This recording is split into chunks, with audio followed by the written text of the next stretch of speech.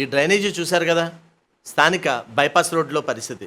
మరి ఎంత చక్కగా మన శానిటరీ విభాగం క్లీన్ చేస్తున్నారో దీన్ని బట్టి అర్థమవుతుంది.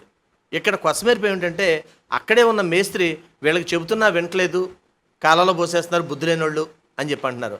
మరి వాళ్ళకి డస్ట్బిన్లు అన్నా ఇవ్వాలి, లేకపోతే సరైన అవగాహన కల్పించాలి. ఆ ఫెయిల్యూర్ వినని వాళ్ళదా, అర్థమయ్యేలా చెప్పలేని మీదా అని ప్రజలు ప్రశ్నిస్తున్నారు. మరొక ఇంట్రెస్టింగ్ అంశం ఏంటంటే స్థానిక బైపాస్ రోడ్లో డ్రైనేజీలే కాదు, పూడుకుపోయి ఉండడం, చెత్తతో నిండిపోయి ఉండడం, ఫుట్పాత్ అంతా కూడా అదే పరిస్థితి. కావాలంటే మీరే చూడండి. ఇది ఎన్నిసార్లు అధికారులకు విన్నవించినా సరే ఈ చెత్త చెదారంతో ఇక్కడే ఉంచేస్తున్నారు.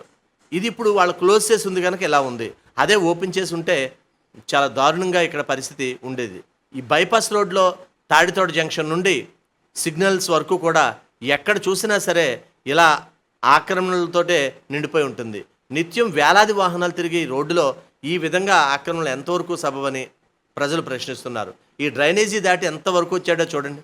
ఇది ఇక్కడ వీళ్ళ బాధ్యత, టౌన్ ప్లానింగ్ వారి బాధ్యత ఇది. సో ప్రజలకి మెరుగైన సేవలు అందించాలని ప్రజలు కోరుకుంటున్నారు. దయచేసి గమనించండి. ఒక ముఖ్య మనవి, మేం ప్రసారం చేసే నిర్లక్ష్యం కార్యక్రమం ఏ ఒక్కరిని అవమానపరచాలని గాని తక్కువ చేయాలని గాని మా ఉద్దేశం కాదు. కేవలం నగరం బాగుండాలని మా ఈ నిర్లక్ష్యం కార్యక్రమం ముఖ్య ఉద్దేశం. ఇలాంటి చాలా ఉన్నాయి, ఇంకా దాచాం కుప్పలు కుప్పలుగా.